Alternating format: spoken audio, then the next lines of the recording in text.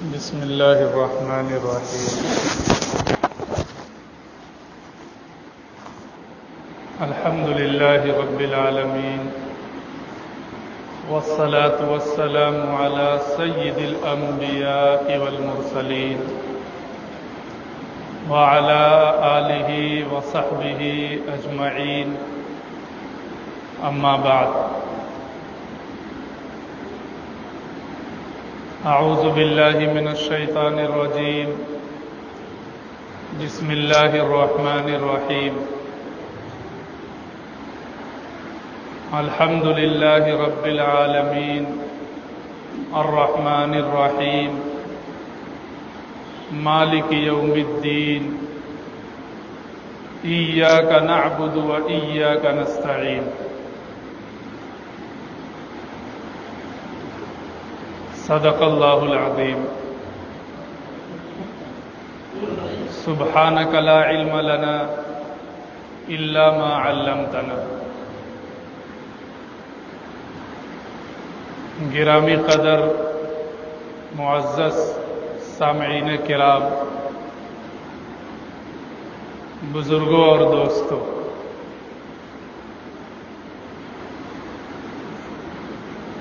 اسلام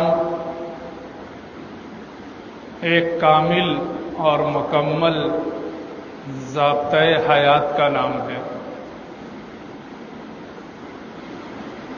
اس دنیا میں ایک مسلمان کامیاب زندگی کیسے گزارے، اسلام اس کی مکمل رہنمائی کرتا ہے۔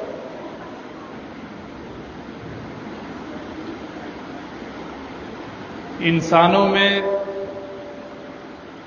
اللہ رب العزت نے انبیاء اور رسول اسی مقصد کے پیش نظر بھیجے ہیں کہ ان کی تعلیمات اور ان کے توسط سے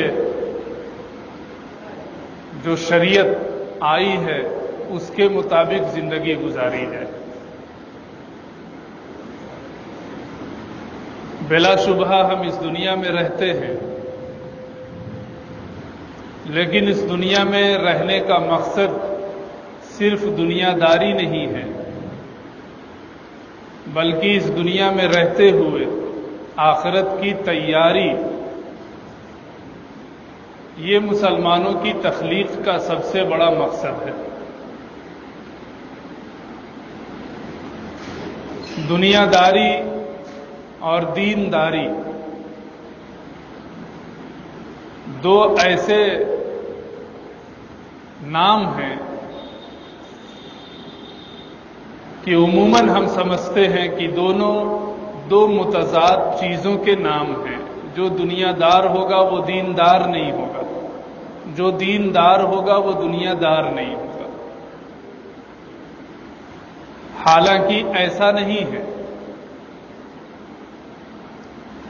انسان اس دنیا کو دین بنا سکتا ہے، اور جب دنیا میں دینداری کے ساتھ زندگی بسر کی جائے اور مسلمان کے پیش نظر شریعت اور دین ہو تو دنیا داری بھی کچھ غلط چیز نہیں ہے۔ لیکن اگر دینداری کو فراموش کر دیا جائے، دین کو پس پشت ڈال دیا جائے اور صرف دنیاوی زندگی کو اپنا مطمح نظر بنا لیا جائے تو یہ دنیا داری اللہ کو پسند نہیں ہے، اور یہ دنیا داری کل آخرت میں کامیابی کے لیے کافی نہیں ہوگی۔ سورۃ الفاتحہ کی ابتدائی آیات میں ہم اللہ کی تعریف کرتے ہیں، اس کو رحمان اور رحیم تسلیم کرتے ہیں، اور روز جزا کا مالک تسلیم کرتے ہیں، مالک یوم الدین۔ تمام تعریف اس اللہ کے لیے ہے جو روز جزا کا مالک ہے، یعنی ایک دن ایسا آئے گا جس دن ہمارے اعمال کا حساب و کتاب ہوگا، اور اس دن کا مالک صرف خدا ہے، کوئی دوسرا نہیں۔ اس کا مطلب یہ ہے کہ اس دنیا میں جو کچھ ہم کر رہے ہیں اللہ رب العزت کل قیامت کے دن اس کا حساب و کتاب لے گا، اور وہی شخص وہاں کامیاب ہوگا جو اس دنیا میں دینداری کے ساتھ زندگی بسر کرے۔ آگے اسی لیے ہم اللہ کے سامنے یہ اقرار کرتے ہیں، روزانہ اقرار کرتے ہیں، ایاک نعبد و ایاک نستعین، کہ اے اللہ ہم تیری ہی عبادت کرتے ہیں اور تجھ سے ہی مدد چاہتے ہیں۔ اقرار کا مطلب یہ ہے کہ ہر مسلمان عابد بن کر زندگی گزارے اور برے اوقات میں، مصیبت کے اوقات میں صرف اللہ سے مدد چاہے، ورنہ اقرار کا کوئی مطلب نہیں رہ جاتا ہے۔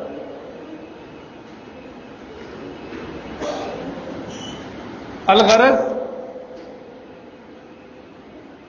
اسلام ایک مکمل ضابطۂ حیات کا نام ہے اور ایک کامل مکمل دین کا نام ہے۔ اس دین پر چلنا ہماری پیدائش کا مقصد ہے۔ اس دنیا میں پیدا ہو کر صرف دنیا میں مست رہنا،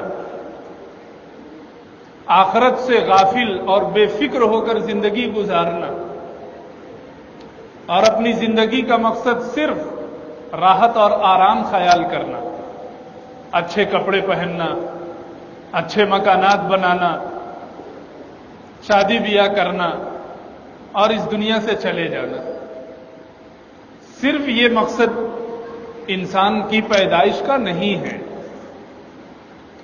یہ چیزیں تو بقائے حیات اور دنیا کے باقی رہنے کا ذریعہ ہے، ورنہ اصل مسلمان کی پیدائش کا مقصد ہے آخرت کی تیاری کرنا، اللہ کی رضا کو تلاش کرنا، اللہ کی خوشنودی کو تلاش کرنا، یعنی دیندار بن کر کے اس دنیا میں زندگی گزارنا ہر مسلمان کی سب سے بڑی اور بنیادی ذمہ داری، چاہے امیر ہو یا غریب ہو، جوان ہو یا بوڑھا ہو، مرد ہو یا عورت ہو، سب کی ذمہ داری ہے کہ وہ دیندار بن کر کے زندگی گزارے۔ دینداری کیا ہے؟ آج عموماً ہم سمجھتے ہیں کہ ہفتے میں ایک روز جمعے کو نماز پڑھ لینا یہ دینداری ہے، یا اس سے اور زیادہ ہو گیا تو روزانہ 5 وقت نماز پڑھ لینا دینداری ہے۔ بس 5 وقت نماز پڑھ لیا، جمعے کو نماز پڑھ لیا، سمجھتے ہیں کہ سب سے بڑا دیندار ہم ہی ہیں، چاہے جھوٹ بولتے رہیں، گالی گلوچ کرتے رہیں، دوسروں کے حقوق ضائع کرتے رہیں، سنت کے خلاف پوری زندگی گزارتے رہیں، بلکہ نماز بھی سنت کے خلاف پڑھیں، اس کے باوجود ہم خود کو دیندار سمجھتے ہیں۔ حالانکہ اگر مختصر طور سے دین کا خاکہ اور دین کا تصور پیش کیا جائے تو 2 چیزیں نکلتی ہیں، مامورات کا امتثال اور نواہی سے اجتناب۔ یہ دونوں عربی لفظ ہیں۔ مامورات کا امتثال کا مطلب یہ ہے کہ اللہ نے جتنے کاموں کا حکم فرمایا ہے کہ یہ کام کرو، یہ کام کرو، یہ کام کرو، خواہ قرآن کریم میں ارشاد فرمایا ہو یا اپنے نبی کی زبانی ہم تک وہ باتیں پہنچائی ہوں، ان تمام کاموں کو انجام دینا یہ دین کا ایک حصہ ہے۔ اس میں نماز پڑھنا بھی ہے، صاحب نصاب ہیں تو زکوٰۃ دینا بھی ہے، حج کرنا بھی ہے، روزے رکھنا بھی ہے، نوافل کا اہتمام کرنا بھی ہے، صدقہ اور خیرات کرنا بھی ہے، ایثار و ہمدردی سے کام لینا بھی ہے، بڑوں کی عزت کرنا بھی ہے، پڑوسیوں کے حقوق ادا کرنا بھی ہے۔ غرض کی جو بھی کام اسلام نے ہم کو بتائے ہیں ان تمام کاموں کو انجام دینا جب جب اس کا موقع آئے، یہ دین کا ایک حصہ ہے۔ اور نواہی سے اجتناب، یعنی اللہ رب العزت نے جن جن کاموں سے منع کر دیا، خواہ قرآن کے اندر یا اپنے رسول کی زبانی احادیث میں جن جن کاموں سے منع کیا گیا ہے، ان تمام کاموں سے رک جانا، خواہ وہ بڑا کام ہو یا چھوٹا کام ہو، یعنی گناہ صغیرہ ہو یا گناہ کبیرہ ہو، ان تمام کاموں سے اپنے آپ کو روکنا، یہ دینداری کا ایک حصہ ہے۔ ان دونوں کو الگ نہیں کر سکتے، بلکہ اللہ کی اطاعت، مامورات کا امتثال جہاں واجب ہے، وہیں منکرات اور گناہوں سے پرہیز اوجب ہے، یعنی واجب سے بھی بڑا ہوا ہے۔ نماز پڑھنا واجب ہے، فرض ہے، اور چھوٹے بڑے گناہوں سے بچنا نماز ادا کرنے سے زیادہ ضروری ہے۔ نماز ادا کرنے سے زیادہ ضروری ہے گناہوں سے پرہیز کرنا۔ لیکن آج دین کے ایک حصے کی ایک شاخ کو یا چند چیزوں کو اختیار کر لینے کے بعد شیطانی وسوسے کی وجہ سے اور نفسانی دھوکے کی وجہ سے ہم سمجھتے ہیں کہ بس دین پر ہم عمل کر رہے ہیں، حالانکہ دین کا ایک بڑا حصہ منہیات پر مشتمل ہے، جن سے بچنا ضروری ہے۔ چھوٹا گناہ ہو یا بڑا گناہ ہو، وہ تمام معاصی میں ہے، نواہی میں ہے، ان سے بچنا ضروری ہے، اوجب ہے، واجب سے بھی بڑا ہوا ہے۔ لیکن شیطان نے ہمیں دھوکے میں ڈال رکھا ہے کہ بس نماز پڑھ لو، دین کے تقاضے پر عمل ہو گیا۔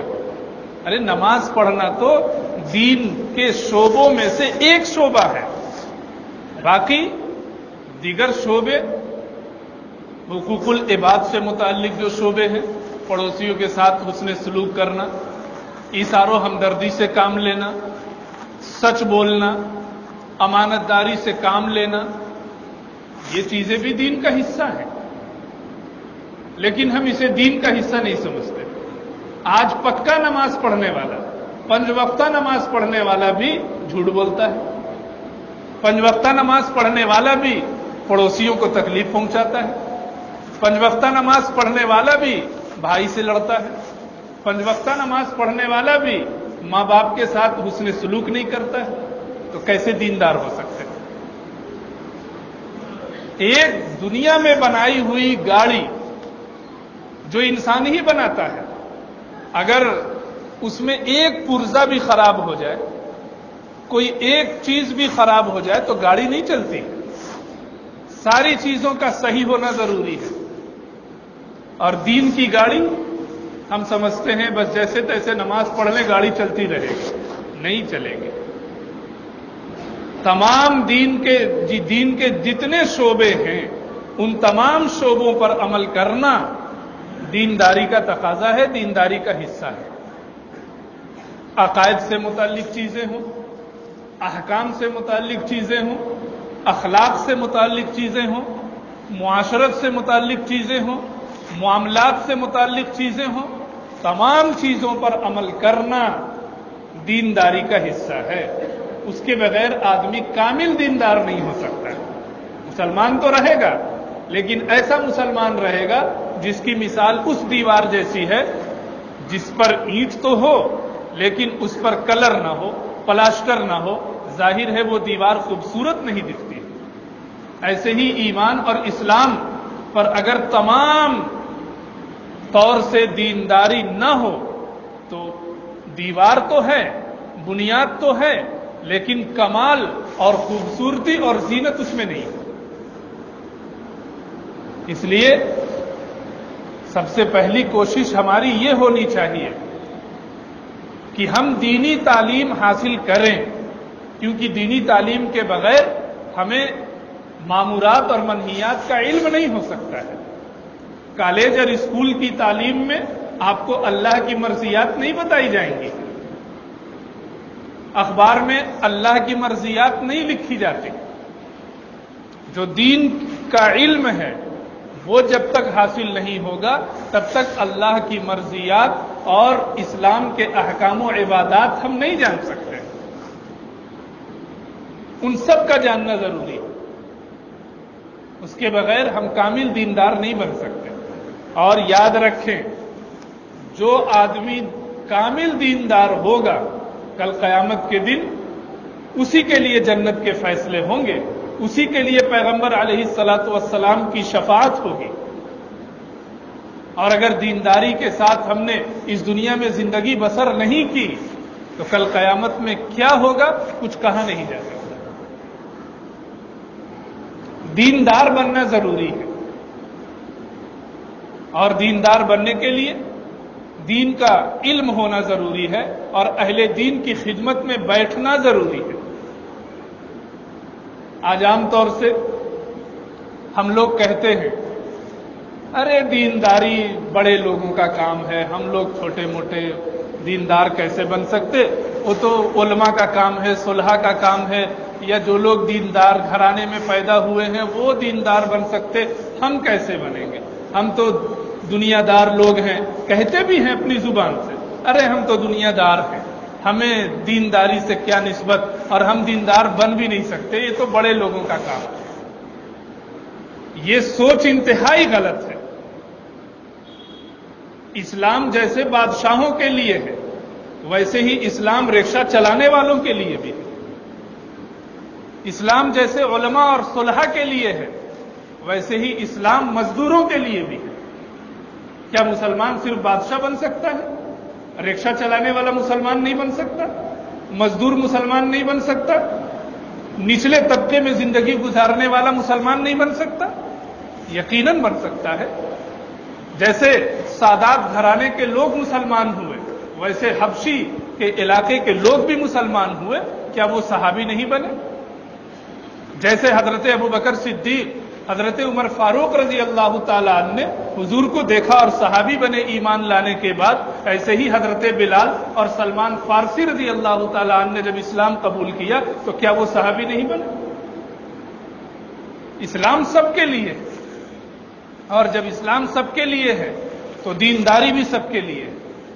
دینداری صرف بادشاہوں کے لیے نہیں ہے، دینداری صرف علماء کے لیے نہیں ہے، دینداری صرف ائمہ کے لیے نہیں ہے، دینداری ہر مسلمان کے لیے ہے، خواہ وہ مسلمان کسی طبقے سے تعلق رکھتا ہو اور کسی شعبے سے تعلق رکھتا ہو اور معاش کے کسی بھی ذریعے سے وہ جڑا ہوا ہو. مزدور ہو، رکشہ چلانے والا ہو، بڑا سے بڑا ہو، چھوٹے خاندان کا ہو یا بڑے خاندان کا ہو، امیر ہو یا غریب ہو، مرد ہو یا عورت ہو، سب کے لیے دینداری ضروری ہے کیونکہ سب مسلمان ہیں. اور وہ مسلمان ہی کیا جو دیندار نہ ہو، وہ مومن ہی کیا جو دیندار نہ ہو. دینداری اور اسلام کو الگ کرنا ایسا ہے جیسے پانی سے ٹھنڈک کو الگ کر دیا جائے، آگ سے حرارت کو الگ کر دیا جائے، پھول سے خوشبو کو الگ کر دیا جائے اور جسم سے روح کو الگ کر دیا جائے. جیسے یہ چیزیں الگ نہیں ہو سکتی اور الگ ہوں تو ان کا خاتمہ ہو جاتا ہے، ایسے ہی اسلام سے دینداری کو الگ نہیں کیا جا سکتا. جو بھی مسلمان ہے اس کو دیندار بننا ضروری ہے. اور یہ کہنا کہ بڑے لوگوں کا کام ہے دیندار بننا، یہ انتہائی غلط سوچ ہے اور شیطانی وساوس کا نتیجہ ہے. آج ہمت کریں، مزدور ہو یا رکشہ چلانے والا ہو، چھوٹی برادری کا ہو یا غریب ہو، اگر آج وہ دیندار بننا چاہے تو اللہ رب العزت کے دروازے اس کے لیے کھلے ہوئے. اور دینداری ایک ایسی چیز ہے کہ اس میں کوشش کرنے والا آج تک ناکام نہیں ہوا ہے. آپ تجارت کریں ناکام ہو سکتے ہیں، بزنس کریں ناکام ہو سکتے ہیں، دنیا کا اور کوئی کام کرے ہو سکتا ہے ناکامی ہاتھ لگے، لیکن دینداری کی کوشش کرنے والا اگر اپنی طرف سے ایک قدم بڑھائے گا اللہ کی طرف سے 10 قدم بڑھیں گے. لیکن بڑھائیں تو صحیح. ہم نے تو اپنے آپ کو جمعے کی نماز تک محدود کر لیا کہ بس مسلمان ہونے کا مطلب یہ ہے کہ جمعے کی نماز میں حاضر ہو جا، وہ بھی دیر سے. خطبہ شروع ہونے کے بعد بھی ہم آتے ہیں. کیا یہ ہے اسلام کا تقاضا؟ اور کیا یہ ہے دینداری کا معیار؟ کیا ہمیں ضرورت نہیں ہے کہ ہم دیندار بنیں؟ اور جو ہمارے ہندوستان میں بادشاہ گزرے ہیں، جب اسلامی حکومت یہاں تھی تو ایسے ایسے بادشاہ بھی گزرے ہیں جو دینداری میں اپنی مثال آپ تھے. ہم سمجھتے ہیں کہ بڑے لوگ ہی یہ سب کام کر سکتے ہیں، تو بڑے لوگ یقیناً یہ کام کر سکتے ہیں، لیکن چھوٹے لوگ بھی پیچھے نہیں رہ سکتے. وہ بھی آگے آئیں، وہ بھی دیندار بننے کی کوشش کریں. اور یہ بعض دفعہ یہ خیال آتا ہے کہ ہمیں بڑی مصروفیت ہے، بڑے کام ہے، ہمارے دکان کھولنا ہے، بچوں کو دیکھنا ہے، اسکول جانا ہے، فلاں کرنا ہے، ڈھکا کرنا ہے، تو اب اتنا سارا کام کر کے ہم دیندار کیسے بنیں گے؟ یہ سوچ بھی غلط ہے. جب دنیا کے سارے کام ہو رہے ہیں تو دین کے کام کیوں نہیں ہو سکتے؟ جب ہم شادی بیاہ کے نام پہ رات بھر جاگ سکتے ہیں تو تہجد کے لیے 5 منٹ بیدار نہیں ہو سکتے؟ یہ کیسے ہو سکتا ہے؟ اسی ہندوستان کے اندر خواجہ شمس الدین التمش رحمت اللہ علیہ ایک بادشاہ گزرے. دہلی کا جو قطب مینار ہے، قطب الدین ایبک نے اس کو بنایا تھا، اس کے داماد ہیں. اور قطب مینار جو پورا نہیں بنا تھا اس کو شمس الدین التمش رحمت اللہ علیہ نے مکمل کرایا تھا. وہ ہندوستان کے بادشاہ رہے. ان کا واقعہ لکھا ہے کہ دہلی میں جب حضرت خواجہ قطب الدین بختیار کاکی رحمت اللہ علیہ کا انتقال ہوا. حضرت خواجہ قطب الدین کاکی رحمت اللہ علیہ خواجہ معین الدین چشتی رحمت اللہ علیہ کے سب سے پہلے خلیفہ ہیں، اور بابا فرید الدین گنج شکر رحمت اللہ علیہ کے مرشد اور پیر ہیں. ان کا انتقال ہوا.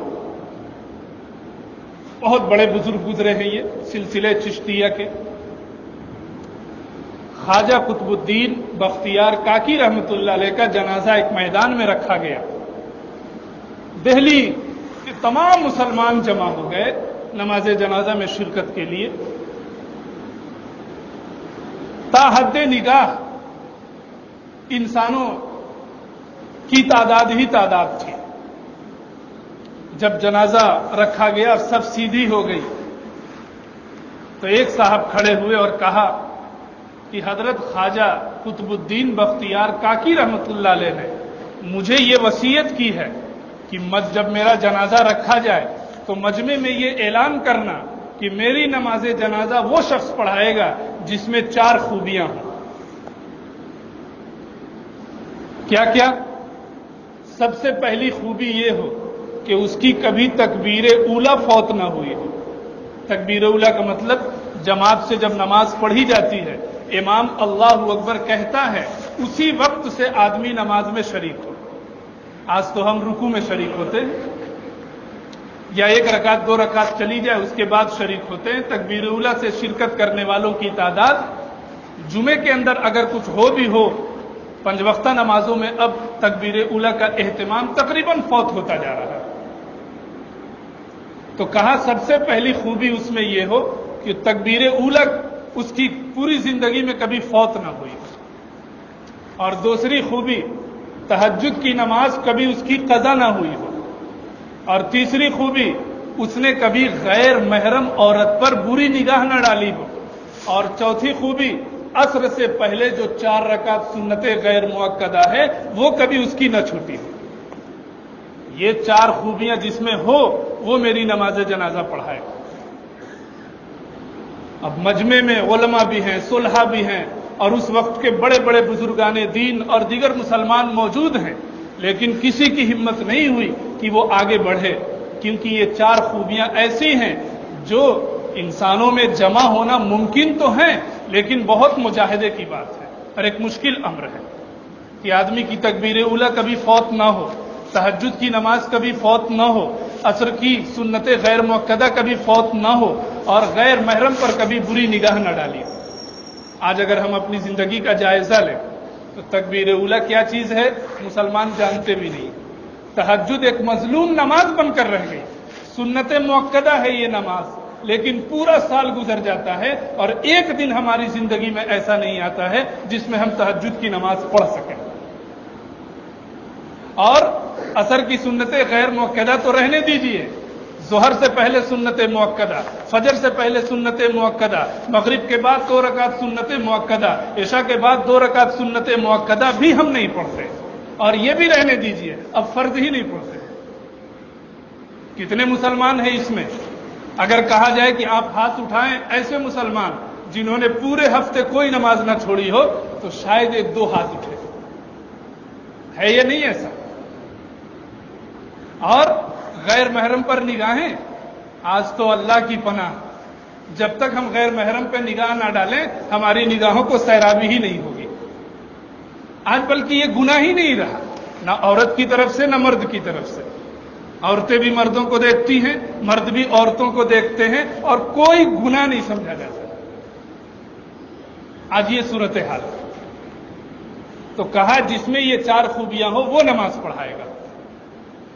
کوئی آگے نہیں بڑھا. اچانک ایک شخص آگے بڑھتا ہے اور حضرت قطب الدین کاکی رحمت اللہ علیہ کے چہرے سے چادر کو ہٹاتا اور کہتا ہے کہ حضرت آپ نے مجھے رسوا کر دیا. آپ تو چلے گئے، آپ نے مجھے رسوا کر دیا.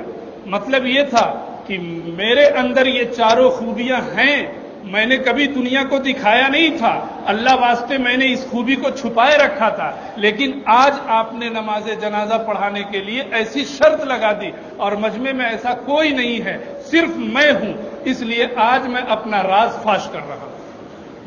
جانتے ہیں وہ کون تھے؟ بادشاہ وقت خواجہ شمس الدین التمش رحمۃ اللہ علیہ. بادشاہ تھے، رعایا کو دیکھنا، پورے ملک کو سنبھالنا ان کا کام تھا. کیا ان سے بھی زیادہ ہم بیزی ہیں؟ کیا بادشاہ سے بھی زیادہ ہم مصروف ہیں؟ بادشاہ کی تو عصر کی سنتیں غیر مؤکدہ نہیں چھوٹ رہی، تہجد نہیں چھوٹ رہی ہے، غیر محرم پہ کبھی بری نگاہ نہیں ڈالی، اور تکبیر اولیٰ کبھی فوت نہیں ہوئی.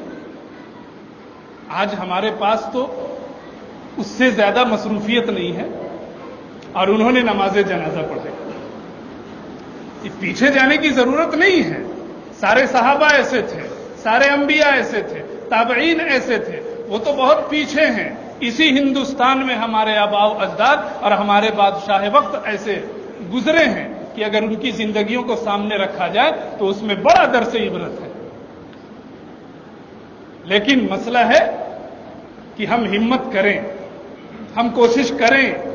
دنیا کمانے کے لیے ہمارے پاس ہمت ہے، اگر اسی ہمت کا رخ دینداری حاصل کرنے کے لیے کر دیا جائے تو دینداری یقیناً ہماری زندگی کا حصہ بنے گی. اللہ ہم سب کو دیندار بننے کی توفیق عطا فرمائے اور دینداری کے ساتھ پوری زندگی گزارنے کی توفیق عطا فرمائے. وآخر دعوانا ان الحمد للہ رب العالمین.